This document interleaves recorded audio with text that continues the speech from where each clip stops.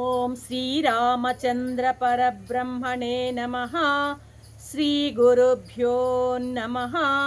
శ్రీమాత్రే నమః. శ్రీ గణేశాయ నమః.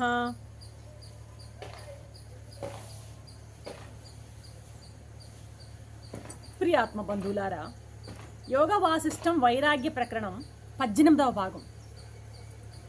నిన్నటి ఎపిసోడ్లో సేవకుల మాటల ద్వారా రాముని యొక్క పరిస్థితిని విన్నటువంటి విశ్వామిత్ర మహర్షి ఆనందాశ్చర్యాలతో ప్రకాశించాడు.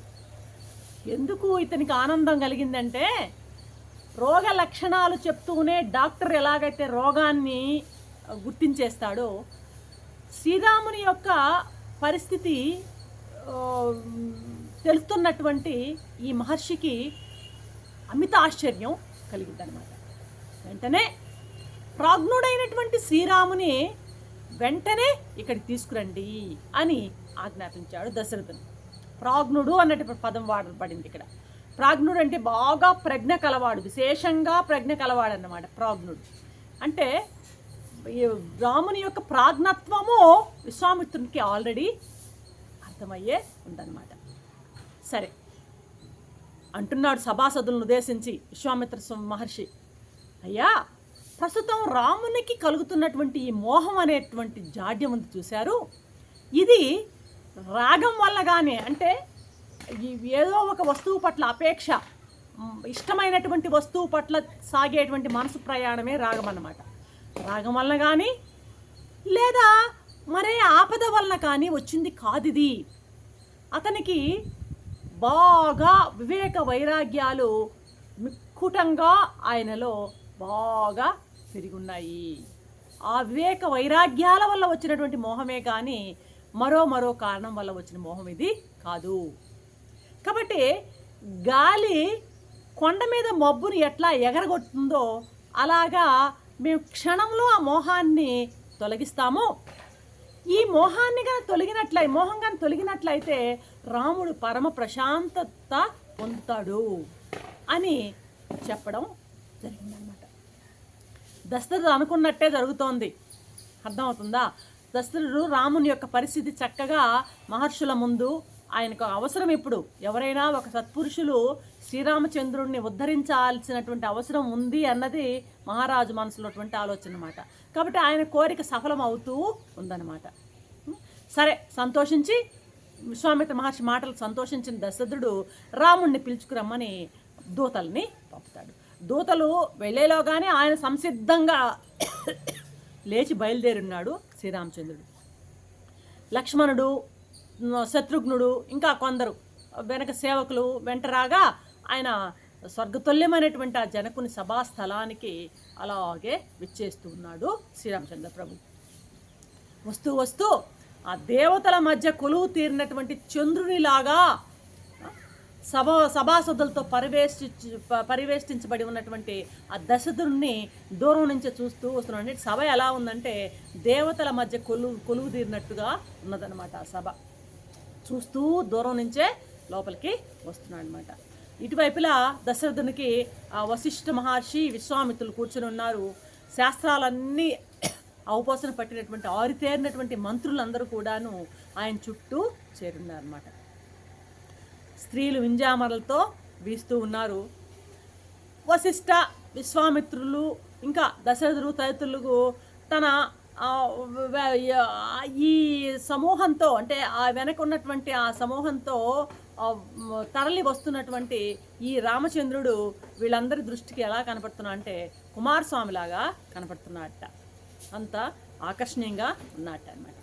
అట్లా ఉన్నాడు. అక్కడ రాముని కొంచెం వర్ణన చెప్తున్నారు ఇక్కడ మహర్షి. సహజమైనటువంటి చల్లదనంతో కూడినటువంటి హిమాలయంలాగా, హిమాలయం ఎంత చల్లగా ఉంటుందో ఆ రకమైనటువంటి సహజత్వంతోనూ, సహజ సత్వంతోనూ, సహజంగా ఉన్నటువంటి సత్వగుణంతో, సహజ గాంభీర్యంతో విలసిల్లుతూ ఆయన ఆకారం చూడడానికి ఎట్టా ఉందంటే చాలా శోభాయమానంగా ఉంది, సుందరంగా ఉంది అని వర్ణిస్తున్నాడు మహర్షి. మనసులో వినయం తొణికిసలాడుతుండగా రాముడు రాముని వయసు అప్పుడు ఎంత 16-17 యవనంలోకి వస్తున్నాడు అప్పుడప్పుడే. అయినా కూడా ఆ రాముడు యవ్వనంలో ఉన్నప్పటికి కూడాను ఆయన ఎలా ఉందంటే వృద్ధులలో ఉండేటువంటి ప్రశాంతత ఆయనలో గోచరిస్తుంది. బాగా జ్ఞాన వృద్ధుల్లో, తలపండిన వృద్ధుల్లో ఉన్నటువంటి ఆ మెచ్యూరిటీ అన్నది ఆ ముఖంలో కనిపిస్తుంది అనమాట. ఉద్వేగం కానీ, ఆనందం కానీ, కోరికలు కానీ ఏమాత్రము ఆ మనసులో ఉన్నట్టుగా కనిపించడం లేదన్నమాట. సరే, శ్రీరాముడు శిరస్సును వంచి తండ్రి పాదాలకు ముందు నమస్కరించి, మిత్రులు తర్వాత అక్కడ ఉన్నటువంటి వశిష్ఠ వాల్మీకి మహర్షులకు వందనం చేసి, తర్వాత అక్కడ తక్కిన పెద్దలందరికీ కూడా నమస్కరించి, ఆ చుట్టుపక్కన సామంతులందరూ తనకు నమస్కరిస్తున్న సామంతులందరినీ తలూపుతూ చిన్న చిన్న పలకరింపులతో ఆ కంటితోనే పలకరిస్తూ ముందుకి సాగాడనమాట. సేవకులు గబగబా వచ్చి ఒక కంబళి నేల పరిచారు. ఆ నేల మీద కూర్చున్నాడు. తండ్రి పక్కన ఆసనాల మీద కూర్చోకుండా నేల మీదనే కూర్చున్నాడు అనమాట. కూర్చున్నాక దశరథుడు వెంటనే అలా భుజం మీద చేయి వేసి, కుమారా, నువ్వు వివేకివి, నీకున్న సద్గుణాలు ఎవరికీ లేవయ్యా, సద్గుణ సంపన్నుడివి. మూఢునిలాగా నువ్వెందుకు ఇలా బుద్ధిని కోల్పోయి ఈ కాలం అంతా కూడాను ఈ విధంగా దుఃఖానికి నువ్వు గురి అవుతున్నావు? నీలాంటి వాళ్ళు పెద్దలు చెప్పినట్టు నడుచుకున్నట్లయితే ఉత్తమ స్థితికి వస్తారు. అంటే తండ్రి చెప్పాల్సినటువంటి మాటలు ఇక్కడ ప్రతి ఒక్కరూ ఎవరి బాధ్యతని వాళ్ళు చక్కగా నిర్వర్తిస్తున్నట్టు మనకు అవగతం అవుతుందన్నమాట. తండ్రిగా చెప్తున్నాడనమాట, అయ్యా, పెద్దలు చెప్పిన మాటలు విని నడుచుకున్నట్లయితే నువ్వు ఉన్నత స్థితికి వస్తావు.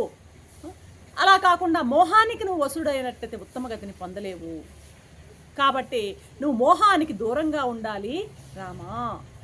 నువ్వు ఎంతవరకు మోహం అనేటువంటి ఈ యొక్క మొసలికి దూరంగా ఉంటావో అంతవరకు నీకు ఆపదలు దరికి రావు. నేను ఎన్నిసార్లు బుజ్జగించి అడిగినా నీ మనసులో సమస్య ఏంటో చెప్పడం లేదు రామా. ఇది సరైన విషయం కాదు. సమస్యను పెద్దవాళ్ళ కన్నా ముందు చర్చిస్తే వాళ్ళు దానికి సరైనటువంటి పరిష్కారాన్ని నీకు ఇస్తారు.